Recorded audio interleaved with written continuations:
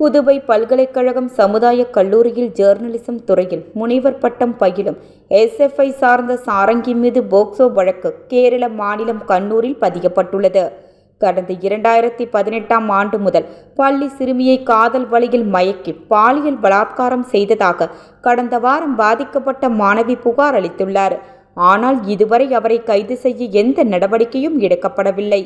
POCSO வழக்கில் குற்றம் சாட்டப்பட்ட சாரங்கியை உடனடியாக கைது செய்ய கோரியும் அவரின் முனைவர் படிப்பை ரத்து செய்ய கோரியும் அகில பாரதிய வித்யார்த்தி பாரிஷத் அமைப்பினர் புதுவை அண்ணா சாலை அருகில் கண்டன ஆர்ப்பாட்டத்தில் ஈடுபட்டனர். இந்த கண்டன ஆர்ப்பாட்டத்தை தேசிய செயற்குழு உறுப்பினர் அர்பித் தலைமை தாங்கி வழிநடத்தினார். எஸ்எஃப்ஐ அமைப்பினர் எதிராக கோஷங்களை எழுப்பி போராட்டத்தில் ஈடுபட்டனர். இந்த ஆர்ப்பாட்டத்தில் மகளிர் ஒருங்கிணைப்பாளர் செல்வி வேதாஞ்சலி, மாவட்ட ஒருங்கிணைப்பாளர் செல்வி கோகிலா மற்றும் உறுப்பினர்கள் கலந்து கொண்டனர்.